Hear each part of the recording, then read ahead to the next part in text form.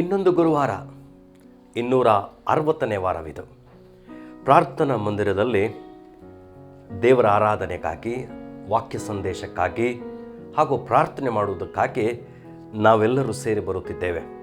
ನಾನೆನ್ನಿಸ್ತೇನೆ ನೀವು ಕೂಡ ಕಾತುರದಿಂದ ಇದಕ್ಕೋಸ್ಕರ ಕಾಯುತ್ತಿರುತ್ತೀರೆಂದು ನಾನು ನಂಬಿದ್ದೇನೆ. ಈ ಆರಾಧನೆಯ ಕೂಟ ನಿಮ್ಮನ್ನು ಆಶೀರ್ವದಿಸಿದೆ ಎಂದು ನಾವು ನಂಬಿ ಕರ್ತನಿಗೆ ಸ್ತೋತ್ರ ಸಲ್ಲಿಸುವವರಾಗಿರ್ತೇವೆ. ಪ್ರಾರ್ಥನೆಯೊಂದಿಗೆ ಈ ಕೂಟವನ್ನು ಪ್ರಾರಂಭ ಮಾಡೋಣವೇ? ಪ್ರಾರ್ಥನೆ ಮಾಡಿಕೊಳ್ಳೋಣ. ಕರ್ತನೆ, ನಿನ್ನ ಸಮಕ್ಷಮದಲ್ಲಿ ಕಳೆದ ಕ್ಷಣಕ್ಕಿಂತ ಅತ್ಯಮೂಲ್ಯವಾದದ್ದು ಮತ್ತೊಂದಿಲ್ಲ ಸ್ವಾಮಿ. ಹೀಗಿರುವಾಗ ಸ್ವಾಮಿ, ಇಲ್ಲಿ ನಾವು ಆರಾಧಿಸುವಾಗಲೂ ದೇವರ ವಾಕ್ಯ ಸಂದೇಶವನ್ನು ನೀಡಿ ಕೇಳುವಾಗಲೂ ಪ್ರಾರ್ಥನೆ ಮಾಡುವಾಗಲೂ ಸ್ವಾಮಿ, ನೀನೇ ನಮ್ಮನ್ನು ಮುನ್ನಡೆಸು. ಕುರುಬನಂತೆ ಮುಂದಿದ್ದು ನಮ್ಮನ್ನು ಮುನ್ನಡೆಸಿ ಸ್ವಾಮಿ, ಈ ಸಮಯದುದ್ದಕ್ಕೂ ನಿನ್ನ ಪ್ರಸನ್ನತೆ, ಅದರ ಸಮಕ್ಷಮದಲ್ಲಿ ನಾವು ನಿನ್ನಲ್ಲಿ ಆನಂದಿಸುವವರಾಗಿ, ನಿನ್ನಿಂದ ಹೊಂದಿದವರಾಗಿ, ನಿನ್ನ ಜ್ಞಾನದಲ್ಲಿಯೂ ಕೃಪೆಯಲ್ಲಿಯೂ ಬೆಳೆಯುತ್ತಾ ಬರುವ ಹಾಗೆ ನಮ್ಮೆಲ್ಲರನ್ನು ನೀನು ಸಹಾಯಿಸು. ವೀಕ್ಷಕರೆಲ್ಲರನ್ನೂ ಕೂಡ ಕರ್ತನೆ, ಅವರನ್ನು ಸಂಧಿಸು, ಉತ್ತೇಜಿಸು, ಬಲಗೊಳಿಸು, ಪಾಪದ ಅರುಹನ್ನು ಹುಟ್ಟಿಸು. ಕ್ರಿಸ್ತನೆಡೆಗೆ ನಮ್ಮ ನಡೆಸಬೇಕೆಂದು ಯೇಸು ಕರ್ತನ ಹೆಸರಿನಲ್ಲಿ ಪ್ರಾರ್ಥನೆಯನ್ನು ದೀನತೆಯಿಂದ ಬೇಡಿ ಹೊಂದಿದ್ದೇನೆ ತಂದೆಯೇ, ಆಮೇನ್. ದೇವ, ನಿನ್ನ ನಾಮ ದೊಡ್ಡದು, ಎಲ್ಲ ನಾಮಕ್ಕಿಂತಲೂ ಶ್ರೇಷ್ಠವಾದದ್ದು. ಈ ಗೀತೆಯನ್ನು ಹಾಡಿಕೊಳ್ಳೋಣ ಪ್ರಿಯರೇ. ಅದರೊಂದಿಗೆ ಈ ಚಿಕ್ಕ ಪರಿಚಯವನ್ನು ನಿಮ್ಮ ಮುಂದಿಡಲು ಬಯಸುತ್ತೇನೆ. ಸತ್ಯವೇದದಲ್ಲಿ ನಾಮ ಅಥವಾ ಹೆಸರು ನಾಮಪದಕ್ಕೆ ಮಾತ್ರ ಸೀಮಿತವಾಗಿಲ್ಲ. ಹೆಸರು ಅಥವಾ ನಾಮ ಗುಣಲಕ್ಷಣಗಳನ್ನು ಪ್ರತಿಬಿಂಬಿಸುತ್ತದೆ ಅಥವಾ ಅಭಿವ್ಯಕ್ತಗೊಳಿಸುತ್ತದೆ. ಯೇಸು ಎಂಬ ನಾಮ ಬಿಡುಗಡೆಯನ್ನು ತರುವಂಥ ನಾಮ. ತನ್ನ ಜನರನ್ನು ಅವರ ಪಾಪಗಳಿಂದ ಬಿಡಿಸಿ ಕಾಯುವವನು ಎಂಬುದಾಗಿ. ಅಷ್ಟೇ ಅಲ್ಲ, ಬಲವಿದೆ, ಸೌಂದರ್ಯವಿದೆ, ರಕ್ಷಣೆ ಇದೆ, ಘನವಿದೆ, ಸ್ವಸ್ಥತೆ, ಮಹಿಮೆಯಿಂದ ತುಂಬಿರುವಂಥ ಈ ನಾಮ. ಈ ಯೇಸು ಶಿಲುಬೆಯ ಮರಣವನ್ನು ಹೊಂದುವಷ್ಟಾದರೂ ವಿಧೇಯನಾದನು. ಈ ಕಾರಣದಿಂದ ದೇವರು ಆತನನ್ನು ಅತ್ಯುನ್ನತ ಸ್ಥಾನಕ್ಕೆ ಏರಿಸಿ ಎಲ್ಲ ಹೆಸರುಗಳಿಗಿಂತ ಶ್ರೇಷ್ಠವಾದ ಹೆಸರನ್ನು ದಯಪಾಲಿಸಿದ್ದೇನೆ. ಆ ನಾಮವನ್ನು ನಾವಿವತ್ತು ಹಾಡಿಕೊಂಡಾಡೋಣ. ಒಂದು ವೇಳೆ ಈ ಸಂಗೀತ ನಿಮಗೆ ಗೊತ್ತಿದ್ದರೆ ನಮ್ಮೊಂದಿಗೆ ನಿಮ್ಮ ಹೃದಯ ಸ್ವರವನ್ನು ಸೇರಿಸ್ರಿ, ಆರಾಧನೆ ಮಾಡೋಣ. ದೇವ, ನಿನ್ನ ನಾಮ ದೊಡ್ಡದು.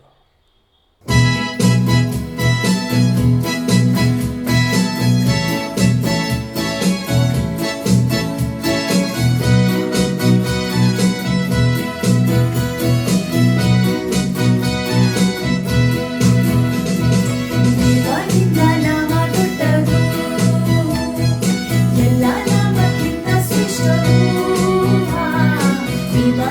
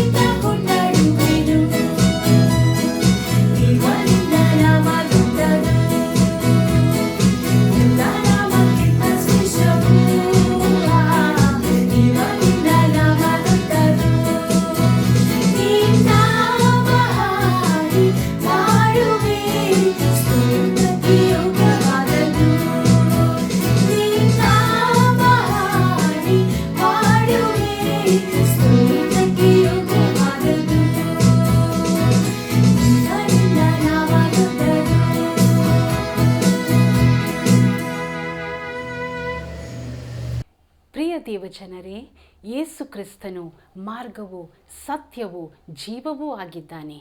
ಆತನೇ ಜ್ಞಾನ, ನೀತಿ, ಆಲೋಚನಾ ಕರ್ತನೂ ಆಗಿದ್ದಾನೆ.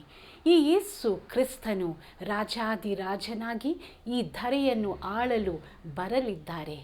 ಬನ್ನಿ ಪ್ರಿಯರೇ, ಈ ಯೇಸು ಕ್ರಿಸ್ತನನ್ನು ಆರಾಧಿಸೋಣವೇ?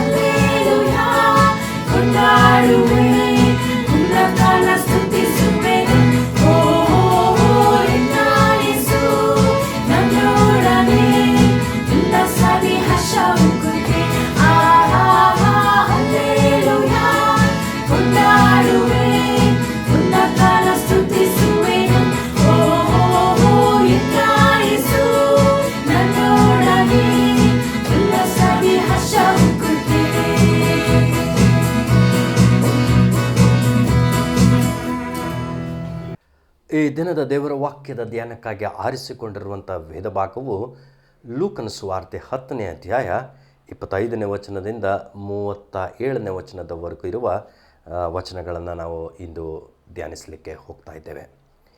ವಿಶೇಷವಾಗಿ ಧರ್ಮೋಪದೇಶಕನು ಮತ್ತು ಯೇಸುಸ್ವಾಮಿಯ ನಡುವೆ ನಡೆಯುತ್ತಿರುವಂಥ ಸಂಭಾಷಣೆ ಈ ಭಾಗದಲ್ಲಿ ದಾಖಲಾಗಿದೆ.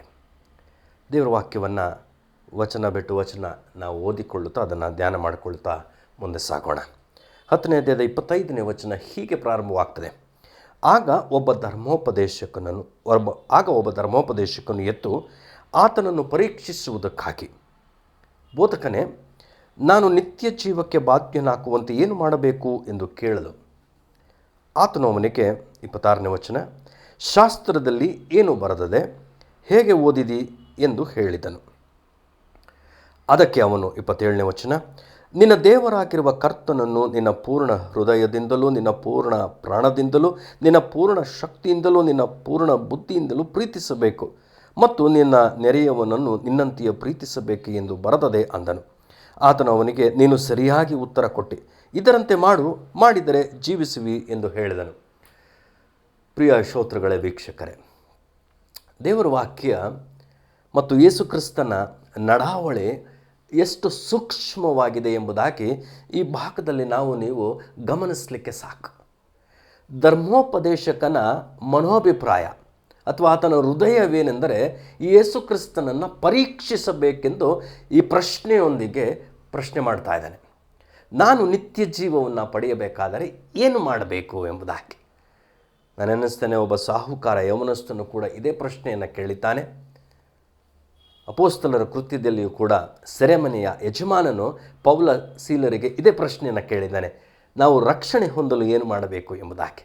ಹೌದು ಪ್ರಿಯರೇ, ಇಲ್ಲಿ ನಾವು ನೋಡ್ತಾ ಇರುವಂಥ ಅಂಶವೇನೆಂದರೆ, ಪ್ರಶ್ನೆ ಕೇಳುತ್ತಿರುವಂಥ ವ್ಯಕ್ತಿ ಒಬ್ಬ ಧರ್ಮೋಪದೇಶಕನು, ಅಂದರೆ ಈಸ್ ಅ ಪ್ರೀಚರ್. ಹಾಗಾದರೆ ಈ ಧರ್ಮೋಪದೇಶಕನಿಗೆ ಧರ್ಮಶಾಸ್ತ್ರದ ಪರಿಚಯ ಅತಿ ಅವಶ್ಯ. ಆಗಲೇ ನಾವು ಚರ್ಚೆ ಮಾಡಿದಂಗೆ ಈ ಧರ್ಮೋಪದೇಶಕನ ಮೋಟಿವ್ ಅಥವಾ ಮನೋಭಿಪ್ರಾಯವೇನು? ಯೇಸುಸ್ವಾಮಿಯನ್ನು ಪರೀಕ್ಷಿಸಬೇಕೆಂಬುದಾಗಿ. ಈ ಪ್ರಶ್ನೆಯನ್ನು ಕೇಳಿದಾಗ ಯೇಸುಸ್ವಾಮಿಯ ಪ್ರತ್ಯುತ್ತರ ಹೇಗಿತ್ತೆಂದರೆ, ಧರ್ಮೋಪದೇಶಕನಿಗೆ ಸಮಂಜಸವಾದಂಥ ಪ್ರತ್ಯುತ್ತರವದು. ಆ ದೇವರ ವಾಕ್ಯ ಹೀಗೆ ಹೇಳ್ತದೆ, ಶಾಸ್ತ್ರದಲ್ಲಿ ಏನು ಬರೆದದೆ, ಹೇಗೆ ಓದಿದೆ ಎಂಬುದಾಗಿ. ಹೌದಲ್ಲವೇ ಪ್ರಿಯರೇ? ಇವತ್ತು ಶಾಸ್ತ್ರದಲ್ಲಿ ಬರೆದಿರುವುದನ್ನು ನಾವು ಹೇಗೆ ಓದಿಕೊಳ್ಳುತ್ತಿದ್ದೇವೆ? ಇಂದು ನಾವೇ ನಮ್ಮನ್ನು ಪ್ರಶ್ನಿಸಿಕೊಳ್ಬೇಕು. ನಮ್ಮ ಅನುಕೂಲಕ್ಕಾಗಿ ಓದಿಕೊಳ್ಳುತ್ತೇವೋ ಅಥವಾ ಅದು ನಮ್ಮ ಇಷ್ಟಾನುಸಾರವಾಗಿ ನಮಗೆ ಒಗ್ಗಿಕೊಳ್ಳಬೇಕೆಂದು ಓದಿಕೊಳ್ಳುತ್ತಿದ್ದೇವೋ, ಅಥವಾ ತೆರೆದ ಮನಸ್ಸಿನಿಂದ ದೇವರು ನನಗೆ ಏನು ಹೇಳುತ್ತಾನೆ ಎಂಬ ಓಪನ್ ಮೈಂಡಿಂದ ದೇವರ ವಾಕ್ಯ ಅಥವಾ ಶಾಸ್ತ್ರವನ್ನು ಓದುತ್ತಿದ್ದೇವಾ? ಧರ್ಮೋಪದೇಶಕನಿಗೆ ಹಾಕಿರುವ ಈ ಪ್ರಶ್ನೆ ಇವತ್ತು ಧರ್ಮೋಪದೇಶಕನು ಮಾತ್ರ ಅಲ್ಲ, ಇವತ್ತು ಎಲ್ಲ ಉಪದೇಶಕರು ನೀವೆಲ್ಲವೂ ಕೂಡ ಉತ್ತರ ಕೊಡಲೇಬೇಕಾಗಿರುವಂಥ ಅನಿವಾರ್ಯತೆ ಇಲ್ಲಿ ಅಡಕವಾಗಿದೆ. ಅದಕ್ಕೆ ಧರ್ಮೋಪದೇಶಕನು ಹೌದು, ಶಾಸ್ತ್ರದ ಪರಿಚಯವಿದೆ ನನಗೆ ಎಂಬುದಾಗಿ ಉತ್ತರಿಸುತ್ತಿದ್ದಾನೆ. ಅವನ ಉತ್ತರದಲ್ಲಿ ಹೇಗಿದೆ ಅಂದರೆ, ನಿನ್ನ ದೇವರಾಗಿರುವ ಕರ್ತನನ್ನು ಪೂರ್ಣ ಹೃದಯ, ಪೂರ್ಣ ಪ್ರಾಣ, ಪೂರ್ಣ ಶಕ್ತಿ, ಪೂರ್ಣ ಬುದ್ಧಿಯಿಂದ ಪ್ರೀತಿಸಬೇಕು, ನಿನ್ನ ನೆರೆಯವನನ್ನು ನಿನ್ನಂತೆಯೇ ಪ್ರೀತಿಸಬೇಕೆಂದು ಉತ್ತರ ಕೊಟ್ಟಿದ್ದಕ್ಕೆ ಯೇಸು ಕರ್ತನು ಪ್ರತ್ಯುತ್ತರವಾಗಿ ಮತ್ತೆ ಹೇಳುವಂಥ ಮಾತೇನೆಂದರೆ, ನೀನು ಸರಿಯಾಗಿ ಹೇಳಿದಿ, ನೀನು ಸರಿಯಾಗಿ ಉತ್ತರ ಕೊಟ್ಟಿದ್ದೀಯ. ಆದರೆ ಅದರ ಜೊತೆಗೆ ಇನ್ನೊಂದನ್ನು ಜೋಡಿಸುತ್ತಾ ಇದ್ದಾನೆ. ಪರೀಕ್ಷೆ ಮಾಡಲು ಯೇಸುವಿನ ಬಳಿಯಲ್ಲಿ ಈ ಪ್ರಶ್ನೆ ಹಾಕಿರುವಂಥ ಧರ್ಮೋಪದೇಶಕನು ತಾನೇ ಪರೀಕ್ಷೆಗೆ ಒಳಗಾಗುತ್ತಿದ್ದಾನೆ. ಆ ಉತ್ತರಕ್ಕೆ ಸೇರಿಸಿರುವಂಥ ಇನ್ನೊಂದು ಉತ್ತರ ಏನು ಅಂದರೆ, ನೀನು ಸರಿಯಾಗಿ ಹೇಳಿದ್ದಿ, ಶ್ಲಾಘನೆ. ಅದರ ಉತ್ತರಕ್ಕಿರುವಂಥ ಇನ್ನೊಂದು ರಿಜಾಯಿಂಡರ್ ಏನು ಅಂದರೆ, ನೀನು ಅದರಂತೆ ಮಾಡು, ನೀನು ಜೀವಿಸುವಿ ಎಂಬುದಾಗಿ. ಇವತ್ತು ವೀಕ್ಷಕರಾದ ನಮ್ಮೆಲ್ಲರಿಗೂ ಇದರಲ್ಲೂ ಒಂದು ಸಂದೇಶ ಅಡಕವಾಗಿದೆ. ತಿಳುವಳಿಕೆ ಅವಶ್ಯ, ಆದರೆ ತಿಳಿದಿದ್ದನ್ನು ಕೈಕೊಳ್ಳುವುದು ಅತಿ ಅವಶ್ಯವೆಂಬುದಾಗಿ ಯೇಸುಸ್ವಾಮಿ ಧರ್ಮೋಪದೇಶಕನು ಕೊಟ್ಟ ಉತ್ತರಕ್ಕೆ ಪ್ರತ್ಯುತ್ತರ ನೀಡುತ್ತಾ ಇದ್ದಾನೆ. ಹೌದು, ಸತ್ಯವೇದ ಕವರ್ ಟು ಕವರ್ ಗೊತ್ತಿದ್ದಿರಬಹುದು ನಮಗೆ, ಅದರಲ್ಲಿರುವ ಎಲ್ಲ ಘಟನಾವಳಿಗಳು ಎಲ್ಲವೂ ತಿಳಿದಿದ್ದಿರಬಹುದು ನಮಗೆ. ಆದರೆ ತಿಳುವಳಿಕೆಯೇ ಸಾಲದು, ಅದರಂತೆ ನಡೆಯುವವರಾಗಬೇಕು. ಇಟ್ ಡಿಮ್ಯಾಂಡ್ಸ್ ಅಥವಾ ಇಟ್ ರಿಕ್ವೈರ್ಸ್ ಆ್ಯಕ್ಷನ್. ಇದನ್ನೇ ಯೇಸುಸ್ವಾಮಿ ಧರ್ಮೋಪದೇಶಕನಿಗೆ ಹೇಳ್ತಾ ಇದ್ದಾನೆ. ಆದರೆ ಈ ಧರ್ಮೋಪದೇಶಕನು ಅಲ್ಲಿಗೆ ನಿಂತುಕೊಳ್ಳುತ್ತಿಲ್ಲ. ಆ ಉತ್ತರಕ್ಕೆ ತೃಪ್ತಿ ಹೊಂದದೆ ಮತ್ತೆ ತನ್ನ ಪರೀಕ್ಷೆಯನ್ನು ಮುಂದುವರಿಸುತ್ತಾ ಇನ್ನೊಂದು ಪ್ರಶ್ನೆಯನ್ನು ಯೇಸುಸ್ವಾಮಿಗೆ ಹಾಕ್ತಾ ಇದ್ದಾನೆ. ಆ ಇನ್ನೊಂದು ಪ್ರಶ್ನೆ ಏನಂದರೆ 29ನೇ ವಚನದಲ್ಲಿದೆ. ಲೂಕನ ಸುವಾರ್ತೆ 10ನೇ ಅಧ್ಯಾಯ ಅದರ 29ನೇ ವಚನ. ಆದರೆ ಅವನು ತನ್ನನ್ನು ನೀತಿವಂತನೆಂದು ತೋರಿಸಿಕೊಳ್ಳುವುದಕ್ಕೆ ಅಪೇಕ್ಷಿಸಿ, he just wanted to prove that he is righteous. ಪರೀಕ್ಷೆ ಮಾಡಲು ಮೊದಲನೇ ಮನೋಭಿಪ್ರಾಯ ಒಂದು, ಪರೀಕ್ಷೆಗೊಳಗಾಗಿದ್ದಾನೆ. ಈಗ ಮುಂದುವರಿಸುತ್ತಾ ಇನ್ನೊಂದು ಪ್ರಶ್ನೆ ಹಾಕಲು he just want to prove ಮಾಡಬೇಕು. ಅವನು ಏನಂತ ಪುರಾವೆಗೊಳಿಸಬೇಕು? ಐ ಆಮ್ ರೈಚಸ್ ಎಂಬುದಾಗಿ. ಆದರೆ ನನ್ನನ್ನು ನಾನೇ ನೀತಿವಂತನೆಂದು ಎಣಿಸಿಕೊಳ್ಳುವುದು ಸ್ವನೀತಿವಾಗ್ತದೆ. ಯೇಸುಸ್ವಾಮಿ ನನ್ನನ್ನು ನೀತಿವಂತನನ್ನಾಗಿ ಮಾಡುತ್ತಿದ್ದಾನೆ ಎಂಬುದನ್ನು ನಾವು ಗ್ರಹಿಸಿಕೊಳ್ಳಬೇಕು. ಆತನನ್ನು ನಂಬಿರುವವರು ನೀತಿವಂತರಾಗುತ್ತಾರೆ. ಆತನ ರಕ್ತದಿಂದ ನೀವು ನೀತಿವಂತರಾಗಿದ್ದೇವೆಯೇ ಹೊರತು ನಮಗೆ ನಾವೇ ನೀತಿವಂತರೆಂಬ ಪಟ್ಟವನ್ನು ಹೊಂದಿಕೊಳ್ಳಲು ಅಸಾಧ್ಯ. ಅದು ಸತ್ಯವೇದದ ಶಿಫಾರಸು ಅಲ್ಲ, ಅನುಮೋದನೆಯೂ ಕೂಡ ಅಲ್ಲ. ಹೀಗಿರುವಾಗ ಪ್ರಿಯ ವೀಕ್ಷಕರೇ, ಯೇಸುಸ್ವಾಮಿ ಈ ಪ್ರಶ್ನೆಗೆ ಒಂದು ನಿದರ್ಶನವನ್ನು, ದೃಷ್ಟಾಂತವನ್ನು ಧರ್ಮೋಪದೇಶಕನಿಗೆ ನೀಡುತ್ತಾ ಇದ್ದಾನೆ. ಆ ದೃಷ್ಟಾಂತ ಏನೆಂದರೆ, ಅದು ಕೂಡ ಪ್ರತ್ಯುತ್ತರವೆಂದೇ 30ನೇ ವಚನದಲ್ಲಿ ಬರೆಯಲ್ಪಟ್ಟದೆ. ಒಬ್ಬನೊಬ್ಬ ಮನುಷ್ಯನು ಯೆರೂಸಲೇಮಿನಿಂದ ಘಟ್ಟ ಇಳಿದು ಯೆರಿಕೋವಿಗೆ ಹೋಗುತ್ತಿರುವಾಗ ಕಳ್ಳರ ಕೈಗೆ ಸಿಕ್ಕಿದನು. ಅವರು ಅವನನ್ನು ಸುಲಿಗೆ ಮಾಡಿಕೊಂಡು ಗಾಯವಾಗುವಷ್ಟು ಹೊಡೆದು ಅವನನ್ನು ಅರೆಜೀವ ಮಾಡಿ ಬಿಟ್ಟು ಹೋದರು ಎಂಬುದಾಗಿ.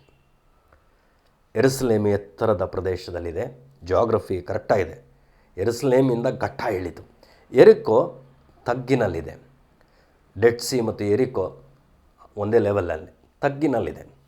ಸೊ ಘಟ್ಟ ಇಳಿದು ಬರ್ತಾ ಇದ್ದಾನೆ. ಯೆರೂಸಲೇಮ್ನಲ್ಲಿ ನಾನು ಒಂದು ವೇಳೆ ಅಂದ್ಕೊಳ್ತೀನಿ, ಈ ಒಬ್ಬನೊಬ್ಬ ಮನುಷ್ಯನು ತನ್ನ ಮನೆಗೆ ಅವಶ್ಯವಾದದ್ದೆಲ್ಲವನ್ನು ಖರೀದಿ ಮಾಡಿ ತನ್ನ ಮನೆಗೆ ಹಿಂತಿರುಗುತ್ತಿದ್ದಿರಬಹುದು. ಆದರೆ ಆ ದಾರಿಯಲ್ಲಿ ಕಳ್ಳರ ಕೈಗೆ ಸಿಕ್ಕಿಕೊಂಡಿದ್ದಾನೆ, ಸುಲಿಗೆಗೆ ಒಳಗಾಗಿದ್ದಾನೆ, ಗಾಯವಾಗುವಷ್ಟು ಹೊಡೆದು ಅರೆಜೀವ ಮಾಡಿ ರಸ್ತೆಯಲ್ಲೇ ಬಿಟ್ಟು ಹೋಗಿಬಿಟ್ಟಿದ್ದಾರೆ. ಆ ದೃಷ್ಟಾಂತ ಮುಂದುವರಿಯುತ್ತಾ ಹೀಗೆ ಹೇಳ್ತದೆ 31ನೇ ವಚನ. ಆಗ ಹೇಗೋ ಒಬ್ಬ ಯಾಜಕನು ಆ ದಾರಿಯಲ್ಲಿ ಇಳಿದು ಬರುತ್ತಾ ಅವನನ್ನು ಕಂಡು ವಾರೆಯಾಗಿ ಹೋದನು.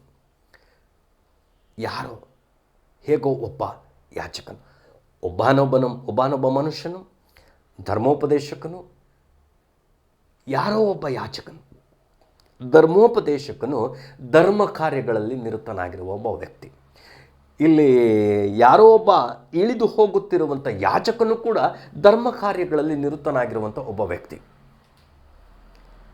ಅರೆಬರೆ ಜೀವದಲ್ಲಿರುವಂಥ ಈ ವ್ಯಕ್ತಿ, ಸುಲಿಗೆಗೊಳಗಾಗಿ ಗಾಯ ಹೊಂದಿರುವಂಥ ಈ ವ್ಯಕ್ತಿಯನ್ನು ನೋಡ್ತಾನೆ. ನೋಡಿದ್ರೆ ಅವನ ಪ್ರತಿಕ್ರಿಯೆ ಹೇಗಿತ್ತು ಅಂದರೆ ಓರೆಯಾಗಿ ಹೋಗಿಬಿಟ್ಟ. ಕಾರಣಗಳೇನು ಅವನಿಗೆ ಗೊತ್ತಿದ್ದಿರಬಹುದು. ಓರೆಯಾಗಿ ಹೋಗಿಬಿಟ್ಟ. ಸರಿ, ಅಲ್ಲಿ ಅವನ ಒಂದು ಚಿತ್ರಣ ಮುಗಿಯುತ್ತೆ. ಆಮೇಲೆ ಇನ್ನೊಂದು ಮಾತು ಅಲ್ಲಿ ಬರುತ್ತೆ 32ನೇ ವಚನ. ಅದೇ ರೀತಿಯಲ್ಲಿ, ಅಂದರೆ ಹಿಂದೆ ಯಾಚಕನು ಬಂದ ಹಾಗೆ ಅದೇ ರೀತಿಯಲ್ಲಿ ಒಬ್ಬ ಲೇವಿಯನು ಆ ಸ್ಥಳಕ್ಕೆ ಬಂದು ಅವನನ್ನು ಕಂಡು ವಾರಿಯಾಗಿ ಹೋದನು. ಇಲ್ಲಿ ಕೂಡ ಒಬ್ಬ ಲೇವಿ ನೋಡಿ, ಇವನು ಕೂಡ, ಲೇವಿ ಕೂಡ ಧರ್ಮ ಕಾರ್ಯಗಳಲ್ಲಿ ನಿರತನಾಗಿರುವಂಥ ಒಬ್ಬ ಸೇವಕನು, ಧರ್ಮೋಪದೇಶಕನು, ಯಾಜಕನು, ಲೇವಿ. ಇವರೆಲ್ಲರೂ ಧರ್ಮ ಕಾರ್ಯಗಳಲ್ಲಿ ಆಸಕ್ತರಾಗಿ ತಮ್ಮ ಕಾರ್ಯ ಮತ್ತು ಚಟುವಟಿಕೆಗಳನ್ನು ನಿರ್ವಹಿಸುತ್ತಿರುವಂಥ ಸೇವಕರು ಎಂದು ನಾವು ಹೇಳಿದರೆ ತಪ್ಪಾಗಲಾರದು. ಓಕೆ, ಯಾಜಕನು, ಲೇವಿಯು ಗಾಯಾಳುವನ್ನು ನೋಡಿದ್ದಾರೆ. ಅವರ ಪ್ರತಿಕ್ರಿಯೆ ಹೇಗಿದೆ ಅಂದರೆ ನೋಡಿ ಓರೆಯಾಗಿ, ಈ ಗಾಯಾಳುವಿನ ಉಸೋಬಾರಿ ನಮಗೆ ಬೇಡ, ಓರೆಯಾಗಿ ಹೊರಟು ಬಿಟ್ಟಿದ್ದಾರೆ. ಸರಿ, ಇನ್ನು ಈ ದೃಷ್ಟಾಂತ ಮುಂದುವರೆದು 33ನೇ ವಚನದಲ್ಲಿ ಹೀಗೆ ಹೇಳ್ತದೆ. ಆದರೆ ಎಂಬ ಈ ಪದ ಬಳಸಿದಾಗಲೆಲ್ಲ ನಾನು ಅನಿಸ್ತೇನೆ, ಎ ಸೀನ್ ಚೇಂಜಸ್, ಒಂದು ಚಿತ್ರಣ ಬದಲಾಗುವಂಥ ಒಂದು ಪದ ಅದು.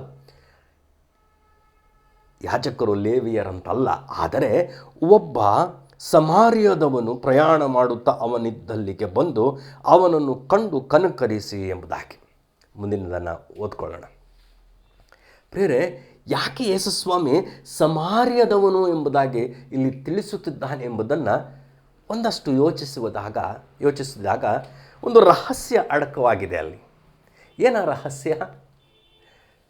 ಧರ್ಮೋಪದೇಶಕನಾಗಲಿ, ಯಾಜಕನಾಗಲಿ, ಲೇವಿಯರಾಗಲಿ, ಇವರೆಲ್ಲರೂ ಕೂಡ ಇಸ್ರೇಲಿಗಳು.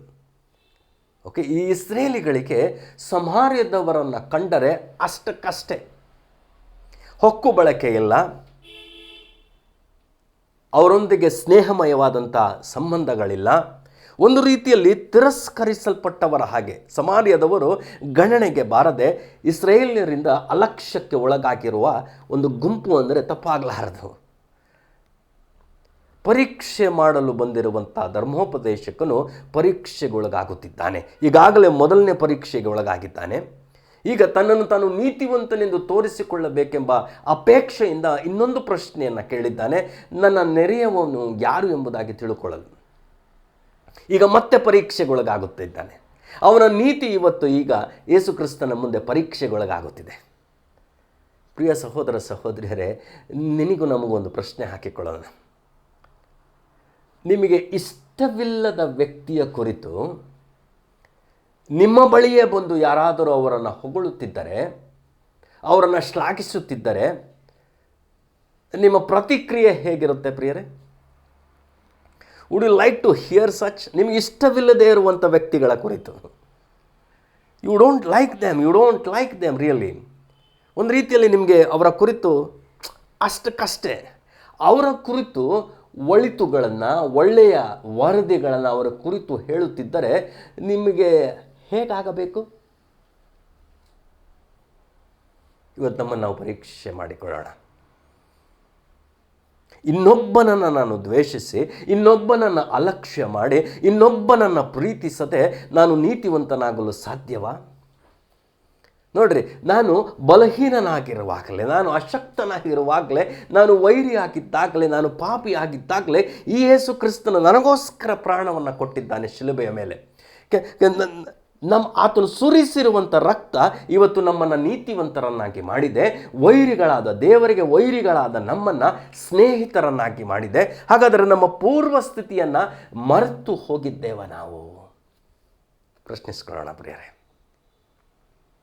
ಇವತ್ತು ನಿಮ್ಮ ಸಂಬಂಧಗಳು ಹೇಗಿದೆ? ನಿಮ್ಮ ಕುಟುಂಬದಲ್ಲಿ ಇವತ್ತು ನಿಮ್ಮ ಸಭಿಕರೊಂದಿಗೆ ನಿಮ್ಮ ಸಂಬಂಧಗಳು ಹೇಗಿದೆ? ಒಬ್ಬರನ್ನೊಬ್ಬರು ಪ್ರೀತಿಸುತ್ತಿದ್ದೇವಾ? ಪರೀಕ್ಷೆ ಮಾಡಲು ಬಂದ ಧರ್ಮೋಪದೇಶಕನು ಇವಾಗ ಪರೀಕ್ಷೆಗೆ ಒಳಗಾಗುತ್ತಿದ್ದಾನೆ. ಅವನ ನೀತಿ ಓರೆಗೆ ಹಚ್ಚಲ್ಪಡುತ್ತಿದೆ ಇವತ್ತು. ಪ್ರಿಯ ಸ್ನೇಹಿತರೆ, ಇವತ್ತು ನಮ್ಮನ್ನು ನಾವು ಪರೀಕ್ಷಿಸಿಕೊಳ್ಳೋಣ. ದೇವರನ್ನು ಪ್ರೀತಿಸುತ್ತಿದ್ದೇನೆ ಎಂದು ಹೇಳುವಂಥವನು ಕಣ್ಣಿಗೆ ಕಾಣುವ ಮನುಷ್ಯನನ್ನು ಪ್ರೀತಿಸದಿದ್ದರೆ ಅವನು ದೇವರನ್ನು ಪ್ರೀತಿಸಲಾರನು ಎಂಬುದಾಗಿ ಯೋಹಾನನು ತನ್ನ ಪತ್ರದಲ್ಲಿ ಬರೆಯುತ್ತಿದ್ದಾನೆ.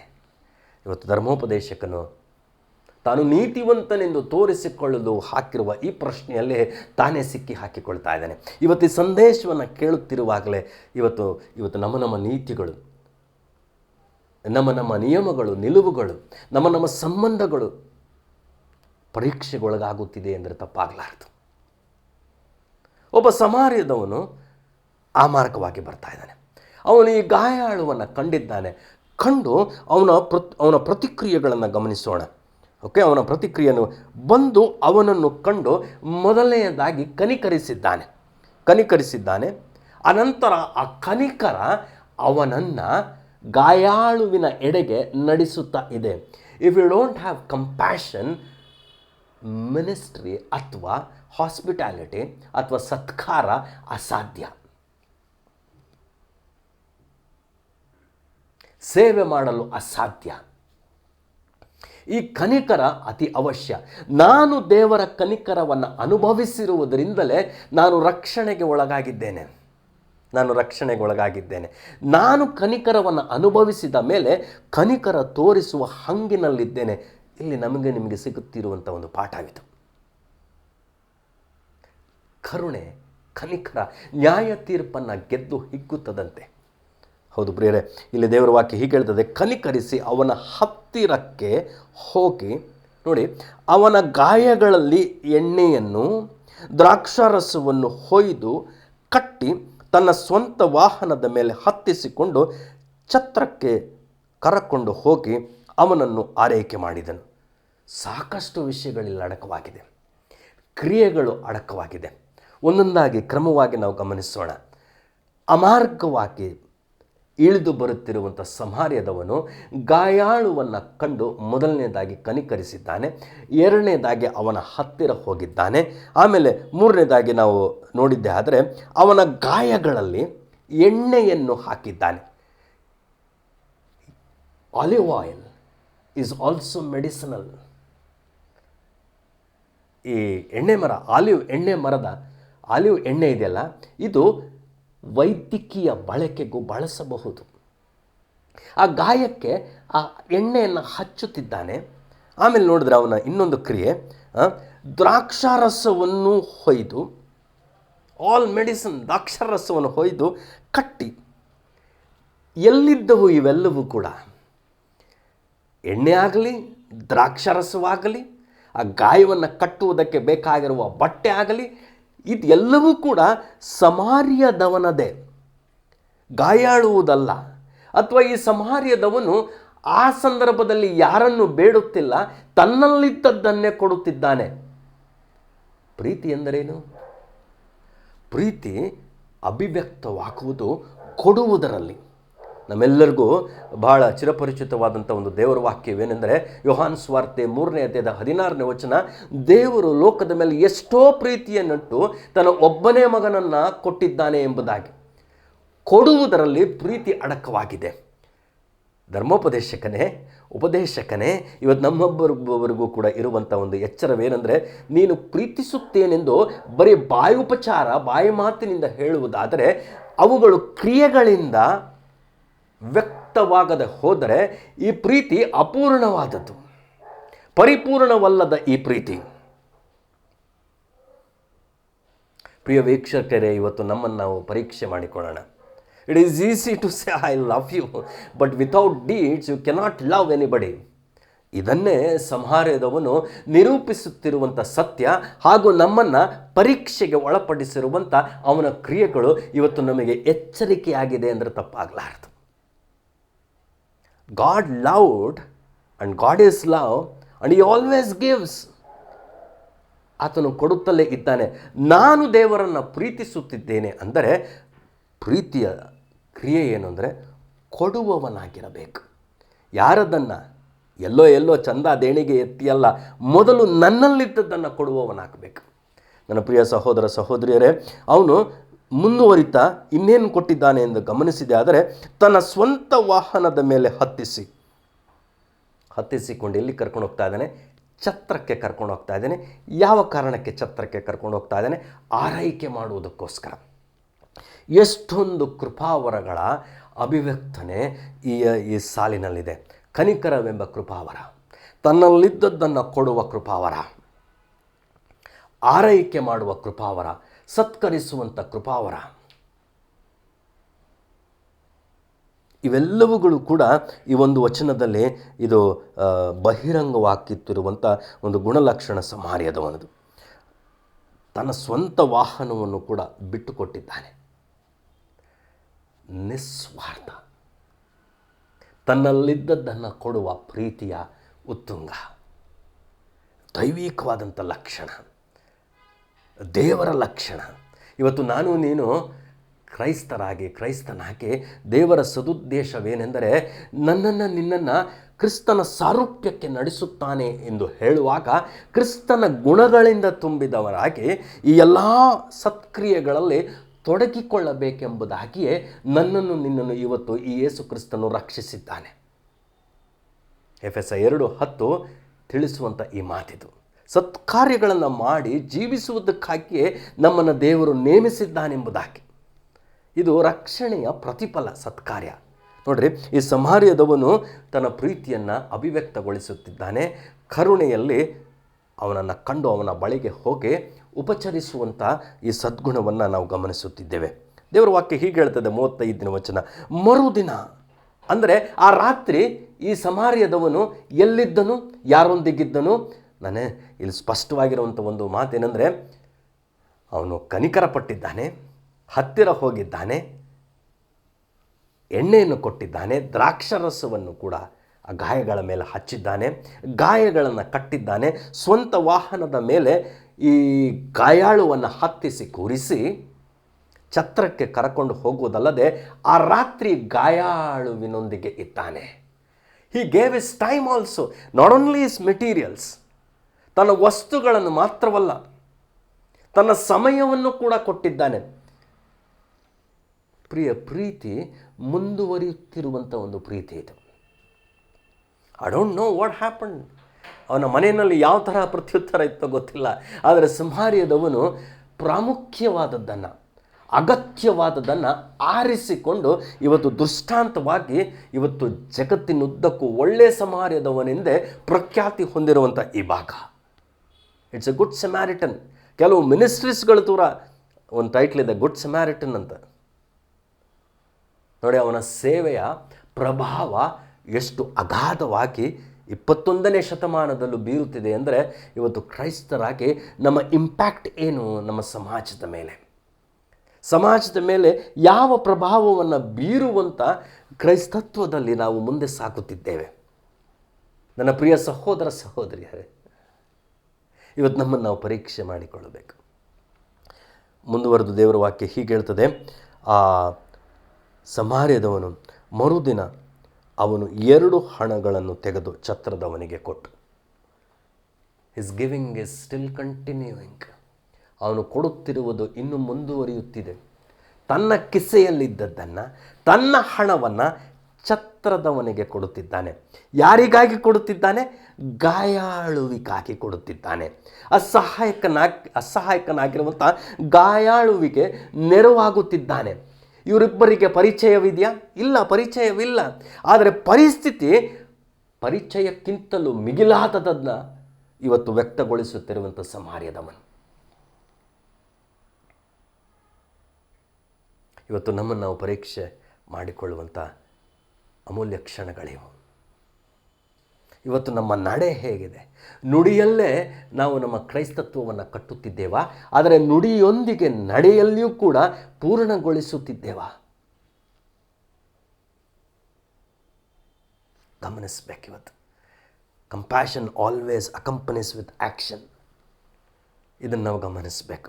ದೇವರ ವಾಕ್ಯ ಹೀಗೆ ಹೇಳ್ತದೆ, ಆ ಛತ್ರದವನಿಗೆ ಆ 2 ಹಣವನ್ನು ಕೊಟ್ಟು ಆದಮೇಲೆ ಅವನು ಏನು ಹೇಳ್ತಾ ಇದ್ದಾನೆ ಅಂದರೆ, ಇದಕ್ಕಿಂತ ಹೆಚ್ಚಾಗಿ ಏನಾದರೂ ವೆಚ್ಚ ಮಾಡಿದರೆ ನಾನು ಹಿಂತಿರುಗಿ ಬಂದಾಗ ನಿನಗೆ ಕೊಡುವೆನು ಅಂದನು. ಆಶ್ವಾಸನೆಯನ್ನು ಕೊಡುತ್ತಿದ್ದಾನೆ ಆ ಛತ್ರದವನಿಗೆ.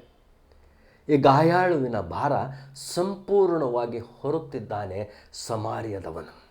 ಆರ್ಥಿಕ ಭಾರವನ್ನು ಹೊರುತ್ತಿದ್ದಾನೆ, ಸಮಯವನ್ನು ಕೊಟ್ಟಿದ್ದಾನೆ. ತನ್ನಲ್ಲಿದ್ದದ್ದನ್ನು ಕೊಡುತ್ತಾ ತನ್ನ ಪ್ರೀತಿಯ ಪರಿಪೂರ್ಣತೆಯನ್ನು ವ್ಯಕ್ತಪಡಿಸುತ್ತಿದ್ದಾನೆ. ನನ್ನ ನೆರೆಯವನು ಯಾರು? ದೇವರನ್ನು ಹೇಗೆ ಪ್ರೀತಿಸಬೇಕು? ಶಾಸ್ತ್ರದಲ್ಲಿ ಬರೆದದ್ದನ್ನು, ಸರಿಯಾಗಿ ಓದಿದ್ದನ್ನು ಸರಿಯಾಗಿ ಪ್ರತ್ಯುತ್ತರವಾಗಿ ಹೇಳುತ್ತಿರುವಂಥ ಧರ್ಮೋಪದೇಶಕನ ಒಂದು ಕೊರತೆ ಏನೆಂದರೆ, ತಿಳುವಳಿಕೆ ಇದೆ, ಆದರೆ ಕಾರ್ಯರೂಪದಲ್ಲಿ ಬಾರದೇ ಇರುವಂಥದ್ದೇ ಅವನ ಕೊರತೆಯಾಗಿದೆ. You know God by how? Knowing God by reading the word, by listening to the messages. ಸಂದೇಶಗಳನ್ನು ಕೇಳುವುದು ಮತ್ತು ದೇವರ ವಾಕ್ಯವನ್ನು ಓದುವುದರ ಮೂಲಕ ನೀನು ದೇವರ ಕುರಿತು ತಿಳುವಳಿಕೆಯನ್ನು ಹೊಂದಿಕೊಳ್ಳುತ್ತೀಯ. ಆದರೆ ಅದು ಅಪೂರ್ಣವಾಗಿ ಅಥವಾ ಅರ್ಧವೆನ್ನುತ್ತಾ ಅಪೂರ್ಣವಾಗ್ತದೆ. ಅದರ ಸಂಪೂರ್ಣವಾಗಬೇಕಾದರೆ ನೀನು ಓದಿದ್ದನ್ನು, ತಿಳಿದಿದ್ದನ್ನು ಕಾರ್ಯರೂಪಕ್ಕೆ ಕಾರ್ಯಗತ ಮಾಡಬೇಕು. ಕೇಳುವವರು ಮಾತ್ರ ಆಗಿರದೆ ಅದರಂತೆ ನಡೆಯುವವರಾಗಿದ್ದಾಗಲೇ ನಾವು ಮೋಸ ಹೋಗುವುದಿಲ್ಲ ಎಂಬುದಾಗಿ ಯಾಕೋಬನು ಸಂದೇಶವನ್ನು ಕೇಳುವಂಥ ಪ್ರತಿಯೊಬ್ಬರಿಗೂ ಕೂಡ ಎಚ್ಚರಿಸುತ್ತಿದ್ದಾನೆ. ಈ ಸಾಯಂಕಾಲ ಅಥವಾ ಈ ವಾಕ್ಯ ಸಂದೇಶದ ಅಡಿಯಲ್ಲಿ ಕೂಡ ಇದು ನಿಮಗೆ ಎಚ್ಚರಿಕೆ ಆಗಿರಲಿ.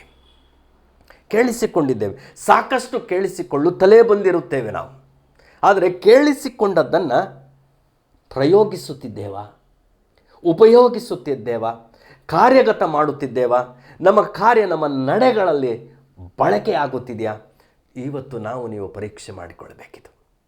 ಧರ್ಮೋಪದೇಶಕನು ಪರೀಕ್ಷೆ ಮಾಡಲೆಂದೇ ಹಾಕಿರುವಂಥ ಈ ಪ್ರಶ್ನೆ, ತಾನು ನೀತಿವಂತನೆಂದು ತೋರ್ಪಡಿಸಿಕೊಳ್ಳಲು ಮುಂದಾಗಿರುವಂಥ ಈ ಪ್ರಶ್ನೆಗಳಿಗೆ ಇವತ್ತು ಧರ್ಮೋಪದೇಶನೇ ಸಿಕ್ಕಿ ಹಾಕಿಕೊಳ್ಳುತ್ತಾ ಇದ್ದಾನೆ.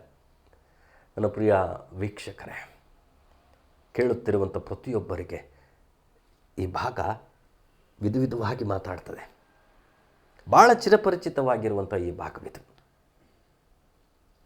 ಮಾತ್ರವಲ್ಲದೆ ದೇವರ ವಾಕ್ಯ ಹೀಗೆ ಹೇಳ್ತದೆ, 36ನೇ ವಚನದಲ್ಲಿ ಯೇಸುಸ್ವಾಮಿ ಮುಂದುವರಿಸುತ್ತಾ ಈ ದೃಷ್ಟಾಂತವನ್ನು ಮತ್ತೆ ಧರ್ಮೋಪದೇಶಕನಿಗೆ ಈ ಪ್ರಶ್ನೆಯನ್ನು ಹಾಕ್ತಾ ಇದ್ದಾನೆ. ಈ 3ರಲ್ಲಿ ಯಾವನು ಕಳ್ಳರ ಕೈಗೆ ಸಿಕ್ಕಿದವನಿಗೆ ನೆರೆಯವನಾದನೆಂದು ನಿನಗೆ ತೋರುತ್ತದೆ ಹೇಳು ಎಂದು ಕೇಳಿದ್ದಕ್ಕೆ ಧರ್ಮೋಪದೇಶನ ಉತ್ತರ ನೋಡ್ರಿ, ಭಾಳ ಆಶ್ಚರ್ಯವೆನಿಸುತ್ತದೆ ಆ ಉತ್ತರ. ಆ ಧರ್ಮೋಪದೇಶಕನು ಅವನಿಗೆ ದಯ ತೋರಿಸಿದವನೇ ಅಂದನು. ಆದರೆ ವ್ಯತ್ಯಾಸವುಳ್ಳದಾಗಿ ಈ ಪ್ರಶ್ನೆಗೆ ಉತ್ತರ ಕೊಡಬಹುದಾಗಿತ್ತೇನೋ ಎಂದು ಅನಿಸ್ತದೆ ನನಗೆ. ಸಮಾರ್ಯದವನು ಅಂತ ಹೇಳ್ಬೋದಾಗಿತ್ತು. ಆದರೆ ಈ ಧರ್ಮೋಪದೇಶಕನಿಗೆ ಸಮಾರ್ಯರ ಕುರಿತಿರುವಂಥ ಎಲ್ಲ ಅಭಿಪ್ರಾಯಗಳು ಸಮಾರ್ಯದವನು ಎಂದು ಹೇಳಲು ಬಿಡುತ್ತಿಲ್ಲವೇನೋ ಅವನ ಹೃದಯ ಮತ್ತು ಭಾಷೆ. ಅದಕ್ಕೆ how he identifies the samaritan man. ಈ ಧರ್ಮೋಪದೇಶಕನು ಈ ಸಮಾರ್ಯದವನನ್ನು ಅವನ ವರಗಳಿಂದ ಗುರುತಿಸುತ್ತಿದ್ದಾನೆ. ಪ್ರಿಯರೇ, ಇವತ್ತು ನನ್ನನ್ನು ನಾನು ಅಥವಾ ನಿಮ್ಮನ್ನು ನೀವು ಹೇಗೆ ಗುರುತಿಸ್ಕೊಳ್ತಿದ್ದೀರಿ? Do you boast saying that ನಾನು ಇಂಥವ್ರ ಮಗ, ಅಂಥವ್ರ ಮಗ, ನನಗಿಂಥ ಮಿಷನರಿ ಗೊತ್ತು, ಇಂಥ ಸೇವಕರು ಗೊತ್ತು, ನಾನು ಯಾವ ಚರ್ಚಿಂದ ಬರ್ತಾ ಇದ್ದೇನೆ ಗೊತ್ತಾ? Do you boast with these things which has no value at all in eternity? ದೇವರ ವಾಕ್ಯ ಏನು ಹೇಳ್ತಾ ಇದ್ದಲ್ಲಿ ಗೊತ್ತಾ? ರಕ್ಷಣೆ ಹೊಂದಿರುವಂಥ ಪ್ರತಿಯೊಬ್ಬರಿಗೂ ದೇವರು ಕೃಪಾವರಗಳಿಂದ ಶೃಂಗರಿಸುತ್ತಾನೆ. ಆ ಕೃಪಾವರಗಳನ್ನು ಪ್ರಜ್ವಲಿಸುವಂಥವರಾಗಬೇಕು. ತಿಮೋತಿಯನಿಗೆ ಬರೆಯುವಾಗ ಪೌಲನು ತಿಮೋತಿಯನಿಗೆ ತಿಳಿಸಿದ್ದು ಇದೇ ಮಾತನ್ನು, ನಿನ್ನಲ್ಲಿರುವ ವರವನ್ನು ಪ್ರಜ್ವಲಿಸಬೇಕು, ಉಪಯೋಗಿಸಬೇಕು, ದೇವರ ಮಹಿಮೆಗೋಸ್ಕರ ಉಪಯೋಗಿಸಬೇಕು. ನಿನ್ನ ಸತ್ಕ್ರಿಯೆಗಳನ್ನು ಕಂಡು ದೇವರನ್ನು ಕೊಂಡಾಡುವಂಥವರಾಗಬೇಕು ಜನರು. ಇದು ವರಗಳ ಉದ್ದೇಶ, ಅದು ಮೂಲ ಉದ್ದೇಶ. ಯಾಕೆ ವರಗಳನ್ನು ಕೊಡುತ್ತಾನೆ? ನಮ್ಮ ಸ್ವಾರ್ಥ ಉಪಯೋಗಕ್ಕಲ್ಲ ವರಗಳನ್ನು ಕೊಡುವುದಕ್ಕೆ, ನಮ್ಮ ರಾಜ್ಯವನ್ನು ಕಟ್ಟುವುದಕ್ಕಲ್ಲ.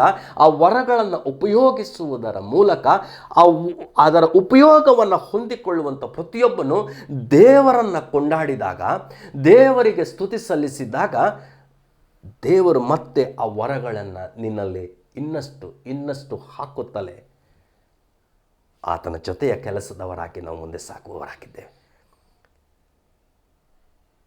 ಈಗ ಹೇಳು, ನೆರೆಯವನು ಯಾರು? ಅಗತ್ಯದಲ್ಲಿರುವವನು, ಗಾಯಾಳು ನನ್ನ ನೆರೆಯವನ ಗಾಯಾಳಿಗೆ ನೆರೆಯವನು ಯಾರು? ಸಮಾರ್ಯದವನು. ಹೌದು, ಅದಕ್ಕಿಂತ ಮಿಗಿಲಾಗಿ ಧರ್ಮೋಪದೇಶಕನ ಭಾಷೆಯಲ್ಲಿ ನಾವು ನೋಡಿದೆ, ಅದೇ ದಯ ತೋರಿಸುವವನೇ. ಮತ್ತು ಯೇಸುಸ್ವಾಮಿ ಅವನು ಕೊಟ್ಟಂಥ ಉತ್ತರಕ್ಕೆ ಇನ್ನೊಂದನ್ನು ಹೇಳ್ತಾನೆ. ಆದರೆ ಯೇಸುಸ್ವಾಮಿಯ ಉತ್ತರ ಬದಲಾಗಲಿಲ್ಲ. ಆ ಯೇಸುಸ್ವಾಮಿ ಉತ್ತರ ಏನು? ಹೋಗು, ನೀನು ಅದರಂತೆ ಮಾಡು. Second time it's the same answer. ಹಾಗಾದರೆ ಏನು ಈ ಧರ್ಮೋಪದೇಶಕನಲ್ಲಿದ್ದ ಕೊರತೆ? ಇವತ್ತು ನಿನ್ನ ಕೊರತೆ ಅದಾಗಿದೆಯಾ? ತಿಳುವಳಿಕೆ ಇದೆ, ಆದರೆ ತಿಳಿದದ್ದನ್ನು ಮಾಡದೆ ಪ್ರೀತಿಯಲ್ಲಿ ಅಪೂರ್ಣರಾಗುತ್ತಿದ್ದೇವಾ? ಪರೀಕ್ಷೆ ಮಾಡಲು ಬಂದ ಧರ್ಮೋಪದೇಶಕನು ಪರೀಕ್ಷೆಗೊಳಗಾಗಿದ್ದಾನೆ. ತಾನು ನೀತಿವಂತನೆಂದು ತೋರಿಸಿಕೊಳ್ಳಲು ಹಾತುರಿಯುತ್ತಿದ್ದಂಥ ಧರ್ಮೋಪದೇಶಕನು ತನ್ನ ನೀತಿ ಕೊರತೆಯುಳ್ಳದಾಗಿದೆ ಎಂಬುದಾಗಿ ಇವತ್ತು ಸಾಬೀತುಗೊಂಡಿದ್ದಾನೆ. ಇವತ್ತು ನಾವು ಸ್ವನೀತಿಯಲ್ಲಿ ಹಿಗ್ಗುತ್ತಿದ್ದೇವಾ? ನಮ್ಮ ಬೆನ್ನನ್ನು ನಾವೇ ತಟ್ಟಿಕೊಳ್ಳುತ್ತಿದ್ದೇವಾ?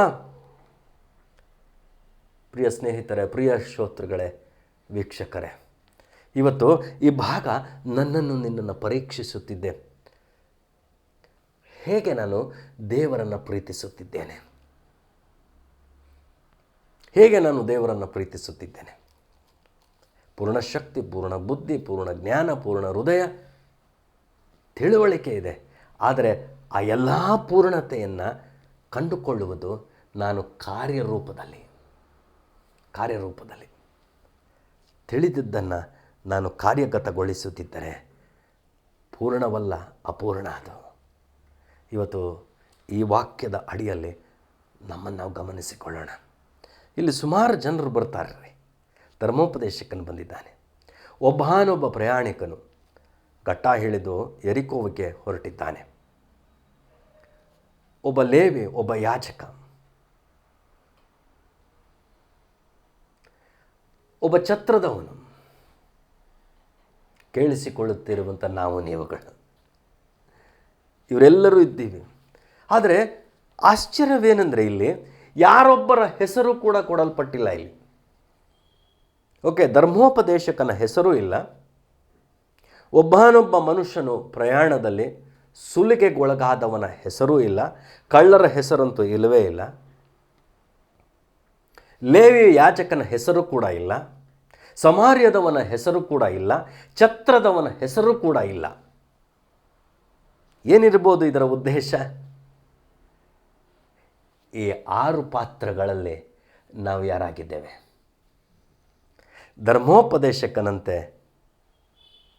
ಪರೀಕ್ಷಿಸಲು ಮುಂದಾಗಿದ್ದೇವಾ? ಅಥವಾ ಸ್ವನೀತಿಯನ್ನು ಸ್ಥಾಪಿಸಿಕೊಳ್ಳಲು ಹಾತೊರೆಯುತ್ತಿದ್ದೇವಾ? ಪ್ರಯಾಣಕ್ಕೆ ಹೊರಟು ಗಾಯಾಳುಗಳಾಗಿದ್ದೇವಾ? ನಿರ್ಲಕ್ಷ್ಯ ತೋರಿದಂಥ ಲೇವಿಯೋ ಯಾಜಕನಾಗಿದ್ದೇವಾ? ಕನಿಕರ ತೋರಿಸಿರುವ ಸಮಾರ್ಯದವನಾಗಿ ಪ್ರೀತಿ ತೋರಲು ಮುಂದಾಗಿದ್ದೇವಾ? ಛತ್ರದಲ್ಲಿ ಇಳಿಸಿಕೊಂಡು ಆರೈಕೆ ಮಾಡುವಂಥ ವ್ಯಕ್ತಿಗಳು ನಾವು ನೀವಾಗಿದ್ದೇವಾ? ಪ್ರಿಯ ಶ್ರೋತೃಗಳೇ, ನಾವು ಯಾರಾಗಿದ್ದೇವೆ? ಅನಾಮಧೇಯ ಇಲ್ಲಿ. ಆದರೆ ಇವತ್ತು ನಾವು ಯಾರಾಗಿದ್ದೇವೆ ಪ್ರಶ್ನಿಸ್ಕೊಳ್ಳೋಣ. ದೇವರ ಉದ್ದೇಶವಿಷ್ಟೇ. ಆತನು ನಮ್ಮನ್ನು ಪ್ರೀತಿಸಿದ್ದಾನೆ. ಆತನು ಪ್ರೀತಿಸಿರುವ ನಿಮಿತ್ತ ನಾವು ಒಬ್ಬರನ್ನೊಬ್ಬರು ಪ್ರೀತಿಸೋಣ. ಇವತ್ತು ನಮ್ಮ ಸಂಬಂಧಗಳು ನಮ್ಮ ಮನೆಯಲ್ಲಿ ಹೇಗಿದೆ? ಇವತ್ತು ನನ್ನ ಸಂಬಂಧಗಳು ಸಭೆಯಲ್ಲಿ ಸಹೋದರ ಸಹೋದರಿಯೊಟ್ಟಿಗೆ ಹೇಗಿದೆ? ಇವತ್ತು ನನ್ನ ಸಂಬಂಧ ಗಂಡ ಹೆಂಡತಿಯ ನಡುವೆ ಹೇಗಿದೆ? ಇವತ್ತು ನಾವು ಪರೀಕ್ಷಿಸ್ಕೊಳ್ಬೇಕು. ಸ್ವನೀತಿಯಲ್ಲಿಯೇ ಮೆರೆಯುತ್ತಾ, ಸ್ವಾರ್ಥದಲ್ಲಿ ಮುಳುಗುತ್ತಾ, ಅಪೂರ್ಣವಾದ ಪ್ರೀತಿಯನ್ನು ತೋರುತ್ತಾ, ತೋರಿಕೆಯ ಕ್ರೈಸ್ತರಾಗಿ ನಮ್ಮನ್ನು ನಾವು ಮೋಸಪಡಿಸಿಕೊಳ್ಳುತ್ತಿದ್ದೇವಾ? ಪರೀಕ್ಷೆ ಮಾಡಿಕೊಳ್ಳೋಣ. ಈ ಭಾಗ ಇವತ್ತು ನಮ್ಮನ್ನು ನಿರಂತರ ಪರೀಕ್ಷಿಸುತ್ತಲೇ ಇರುತ್ತದೆಂದರೆ ತಪ್ಪಾಗಲಾರದು.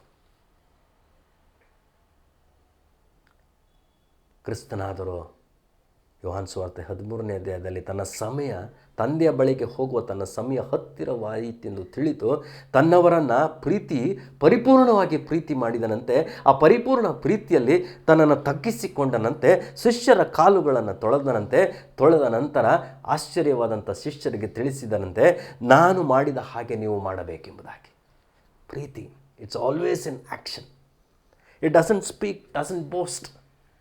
1 ಕೊರಿಂಥ 13ನೇ ಅಧ್ಯಾಯದ ಪ್ರೀತಿಯ ಸ್ವರೂಪಗಳನ್ನು ನಾವು ಬಹಳಷ್ಟು ಓದಿದ್ದೇವೆ. ಆದರೆ 14ನೇ ಅಧ್ಯಾಯದ 1ನೇ ವಚನ ಅತಿ ಅವಶ್ಯ. ಇದನ್ನು ಅಭ್ಯಾಸ ಮಾಡಬೇಕು, ಪ್ರೀತಿಯನ್ನು ಅಭ್ಯಾಸ ಮಾಡಬೇಕು. ನನ್ನ ಪ್ರಿಯ ಸ್ನೇಹಿತರೆ, ವೀಕ್ಷಕರೇ, ಪ್ರೀತಿ ಕಡಿಮೆಯಾಗಿದೆಯಾ? ಈ ಪ್ರೀತಿ ಕಡಿಮೆಯಾಗಿದ್ದರೆ ಇವತ್ತು ನಿಮಗೆ ಆರೋಗ್ಯವೂ ಕೂಡ ಕಡಿಮೆ ಆಗ್ತದೆ. ಈ ಪ್ರೀತಿ ಕಡಿಮೆ ಆಗಿದ್ದರೆ ನಿಮ್ಮಲ್ಲಿ ದೂರು ಹೆಚ್ಚಾಗ್ತದೆ. ಈ ಪ್ರೀತಿ ಕಡಿಮೆ ಆದರೆ ನಿಮ್ಮ ಜೀವನದಲ್ಲಿ ಗುಣಗುಟ್ಟುವಿಕೆ ಹೆಚ್ಚಾಗ್ತದೆ. ಅಸೂಯೆ, ದ್ವೇಷ ಹೆಚ್ಚಾಗ್ತದೆ.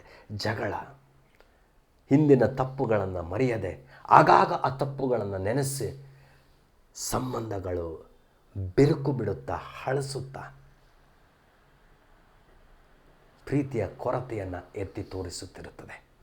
ಕ್ಷಮಿಸುವಂಥದ್ದು ಪ್ರೀತಿ, ತಾಳ್ಮೆಯುಳ್ಳದ್ದು ಪ್ರೀತಿ, ಸಹಿಸಿಕೊಳ್ಳುವಂಥದ್ದು ಪ್ರೀತಿ. ನನ್ನ ಪ್ರಿಯ ಸ್ನೇಹಿತರೆ, ಇವತ್ತು ಈ ವಾಕ್ಯದ ಅಡಿಯಲ್ಲಿ ನಮ್ಮನ್ನು ನಾವು ಪರೀಕ್ಷಿಸಿಕೊಳ್ಳೋಣ. ನಿತ್ಯ ಜೀವ ಹೇಗೆ ಹೊಂದಿಕೊಳ್ಳಬೇಕು? ನೀವು ತಿಳಿದಿದ್ದೀರಿ, ಯೇಸುಕ್ರಿಸ್ತನು ಈ ನಿತ್ಯ ಜೀವದಾತನು. ಆತನು ಶಿಲುಬೆ ಮೇಲೆ ಕೊಟ್ಟ ತನ್ನ ಪ್ರಾಣ, ನಮ್ಮ ಪಾಪಗಳಿಗೋಸ್ಕರ ಆತನು ಸತ್ತು ಹೂಣಲ್ಪಟ್ಟು 3ನೇ ದಿವಸದಲ್ಲಿ ಎದ್ದು ಬಂದಿದ್ದಾನೆ. ಆತನ ನಂಬುವುದರ ಮೂಲಕ ರಕ್ಷಣೆ ಮಾತ್ರವಲ್ಲದೆ ನಿತ್ಯ ಜೀವ. ಆದರೆ ಆ ನಿತ್ಯ ಜೀವವನ್ನು ರಕ್ಷಿಸಲ್ಪಟ್ಟವರಾದ ನಾವು ಹೊಂದಿಕೊಳ್ಳುವವರೆಗೂ ಅದರ ಗುಣದ ಅಭ್ಯಾಸಗಳನ್ನು ಮಾಡುತ್ತಾ, ಒಬ್ಬರನ್ನೊಬ್ಬರು ಪ್ರೀತಿಸುತ್ತಾ, ದೇವರ ರಾಜ್ಯ ಮತ್ತು ಪವಿತ್ರಾತ್ಮನ ಫಲ ನೀಡುವುದರಲ್ಲಿ ಮುಂದೆ ಸಾಗೋಣ. ಈ ಧ್ಯಾನವನ್ನು ಇವತ್ತು ಕರ್ತನು ನಮಗೆ ದಯಪಾಲಿಸಿದ್ದಾನೆ, ನಮ್ಮನ್ನು ಪರೀಕ್ಷಿಸಿದ್ದಾನೆ. ಈ ವಾಕ್ಯದ ಅಡಿಯಲ್ಲಿ ಎಲ್ಲೆಲ್ಲಿ ನ್ಯೂನತೆಗಳಿದೆ, ಎಲ್ಲೆಲ್ಲಿ ಕೊರತೆಗಳಿದೆ, ಎಚ್ಚೆತ್ತುಕೊಂಡು ದೇವರ ಕಡೆಗೆ ತಿರುಗಿಕೊಂಡು ಆತನ ಕೃಪೆ, ಆತನ ನೆರವಿನಿಂದ ಸಾಕ್ಷಿಗಳಾಗಿ ಬದುಕುತ್ತಾ ಫಲ ನೀಡುವುದರ ಮೂಲಕ ಈ ಯೇಸುವನ್ನು ಮಹಿಮೆಪಡಿಸೋಣ, ತಂದೆಯನ್ನು ಮಹಿಮೆಪಡಿಸುತ್ತಾ ಜೀವಿಸೋಣ. ಕರ್ತನ ಈ ಮಾತುಗಳಿಂದ ನಮ್ಮನ್ನು ಆಶೀರ್ವದಿಸಲಿ. ಆಮೆನ್. ಕರ್ತನೇ, ಸ್ವಾಮಿ, ನಿನ್ನನ್ನು ಆರಾಧಿಸಿದ್ದೇವೆ. ನಿನ್ನ ನಾಮ ದೊಡ್ಡದು ಎಂದು ಹೊಗಳಿ ಹಾಡಿ ಕೊಂಡಾಡಿದ್ದೇವೆ. ಕ್ರಿಸ್ತನೇ ಮಾರ್ಗವೆಂದು ನಾಲಿಗೆಯಿಂದ ಅರಿಕೆ ಮಾಡಿ ಹೃದಯದಿಂದ ಹಾಡಿದ್ದೇವೆ. ಸಮಾರ್ಯದವನ ಈ ದೃಷ್ಟಾಂತದಿಂದ ನಮ್ಮನ್ನು ಪರೀಕ್ಷೆಗೆ ಒಳಪಡಿಸಿ ನಮ್ಮ ಕೊರತೆಗಳನ್ನು ಬಹಿರಂಗಗೊಳಿಸಿದ್ದೆ. ಸನಾತನ ಮಾರ್ಗವನ್ನು ಪ್ರಕಟಿಸಿದ್ದೆ. ಪ್ರೀತಿಯ ಅಪೂರ್ಣತೆ, ಅದರ ಪರಿಪೂರ್ಣತೆ ಹೇಗೆ, ಏನು ಎಂಬುದನ್ನು ತಿಳಿಸಿ ಅದರಂತೆ ಮಾಡುವವನು ಜೀವಿಸುತ್ತಾನೆ ಎಂದು ಧರ್ಮೋಪದೇಶಕನಿಗೆ ಕೊಟ್ಟ ಉತ್ತರ ಇವತ್ತು ನನಗೂ ನಮ್ಮ ಒಬ್ಬೊಬ್ಬರಿಗೂ ಉತ್ತರ ನೀಡುತ್ತಿದೆ ಸ್ವಾಮಿ. ಕರ್ತನೆ ಮಾತ್ರವಲ್ಲದೆ ವಿಶೇಷವಾಗಿ ಸ್ವಾಮಿ, ಕೇಳುಗರೆಲ್ಲರನ್ನು, ವೀಕ್ಷಕರೆಲ್ಲರನ್ನು ಕರ್ತನೆ ಅವರಿರುವಂಥ ಸ್ಥಳದಲ್ಲಿ, ಅವರಿರುವಂಥ ಸ್ಥಿತಿಗತಿಗಳಲ್ಲಿ ಕರ್ತನೆ ನೀನು ಅವರನ್ನು ಆಶೀರ್ವದಿಸು. ಕರ್ತನೆ ಅವರನ್ನು ಆಶೀರ್ವದಿಸು, ಅವರನ್ನು ಸಂರಕ್ಷಿಸು, ಆರೋಗ್ಯದೆಡೆಗೆ ನಡೆಸು. ಕರ್ತನೆ, ಈ ಪ್ಯಾಂಡಮಿಕ್ ಅದರ ಪ್ರಭಾವ, ಅನೇಕರು ಕರ್ತನೆ ಉದ್ಯೋಗಗಳನ್ನು ಕಳ್ಕೊಂಡಿದ್ದಾರೆ ಸ್ವಾಮಿ. ಪುನರ್ಸ್ಥಾಪನೆಯನ್ನು ದಾಯಪಾಲಿಸಿಕೊಡು ಕರ್ತನೆ. ದುಸ್ಥಿತಿಯಲ್ಲಿರುವಂಥ ಬದುಕನ್ನು ಕಟ್ಟಿಕೊಳ್ಳುವುದಕ್ಕೆ ನಿನ್ನ ಕೃಪೆಯನ್ನು ದಾಯಪಾಲಿಸಿಕೊಟ್ಟು ನೀನು ನಡೆಸು. ಅನಾರೋಗ್ಯದಲ್ಲಿರುವವರೊಂದಿಗೆ ಕರ್ತನೆ ನೀನು ಆರೋಗ್ಯದಾಯಕನೆಂಬ ನಿನ್ನ ಗುಣಾತಿಶಯವನ್ನು ಪ್ರಕಟಿಸು. ಕಣ್ಣೀರಿನಲ್ಲಿರುವಂಥ ಕುಟುಂಬಕ್ಕೆ ಸಾಂತ್ವನವಾಗು. ನಿನ್ನ ಕರುಣೆ ಕನಿಕರ ಅವರನ್ನು ಸಂಧಿಸಲಿ ಸ್ವಾಮಿ. ನಿರೀಕ್ಷೆಯಿಂದ ನಿರೀಕ್ಷೆಗೂ, ನಂಬಿಕೆಯಿಂದ ನಂಬಿಕೆಯೆಡೆಗೂ ನಡೆಸಿ ಕರ್ತನೆ ಅವರ ಆಶೋತ್ತರಗಳೊಂದಿಗೆ ಅವರ ಪ್ರಾರ್ಥನೆಗಳನ್ನು ಉತ್ತರಿಸು ಸ್ವಾಮಿ. ನಿನ್ನಿಂದ ನೀತಿವಂತರೆಂದೆನಿಸಿಕೊಂಡು ನಿನ್ನಿಂದ ಕ್ಷಮೆ ಹೊಂದಿದವರಾಗಿ ಕ್ಷಮೆ ನೀಡುತ್ತಾ ನಿನ್ನಿಂದ ಪ್ರೀತಿಯನ್ನು ಅನುಭವಿಸಿ ಇತರರನ್ನು ಪ್ರೀತಿಸುವಂತೆ ದೇವರ ರಾಜ್ಯದ ವಾತಾವರಣವನ್ನು ನಾವಿರುವಂಥ ಸ್ಥಳಗಳಲ್ಲಿ ಕ್ರಿಸ್ತನ ಪರಿಮಳವಾಗಲಿಕ್ಕಾಗುವ ಹಾಗೆ ಸಹಾಯಿಸು. ಈ ಸಮಯವನ್ನು ಆಶೀರ್ವದಿಸು. ಕೊರತೆಗಳನ್ನು ನಿನ್ನ ಪ್ರಭಾವದ ಐಶ್ವರ್ಯಕ್ಕೆ ತಕ್ಕಂತೆ ಉತ್ತರಿಸಿ ನಡೆಸು. ಯೇಸು ಕರ್ತನ ಹೆಸರಿನಲ್ಲಿ ಪ್ರಾರ್ಥನೆಯನ್ನು ಬೇಡಿದ್ದೇನೆ ತಂದೆಯೇ, ಆಮೆನ್. ಅಂತ್ಯಾಶೀರ್ವಾದವನ್ನು ಹೊಂದಿಕೊಳ್ಳೋಣ. ತಂದೆ ದೇವರ ಪ್ರೀತಿಯು, ನಮ್ಮ ರಕ್ಷಕನು ಕರ್ತನು ತಿರುಗಿ ಬರುತ್ತೇನೆಂದು ವಾಗ್ದಾನ ಮಾಡಿರುವ ಯೇಸು ಕ್ರಿಸ್ತನ ಕೃಪೆಯು, ಸತ್ಯದಾತ್ಮನು ಸತ್ಯಕ್ಕೆ ನಡೆಸಿ ನಮ್ಮನ್ನು ಪ್ರತಿಷ್ಠೆಗೊಳಿಸಿ ಆತನ ಬರೋಣಕ್ಕೆ ಸಿದ್ಧಗೊಳಿಸುವಂಥ ಪವಿತ್ರಾತ್ಮನ ಐಕ್ಯತೆಯು ಅನ್ಯೋನ್ಯತೆಯು ಈಗಲೂ ಯಾವಾಗಲೂ ನಮ್ಮೆಲ್ಲರ ಮೇಲೆ ನಿರಂತರವಾಗಿ ನೆಲೆಯಾಗಿರಲಿ.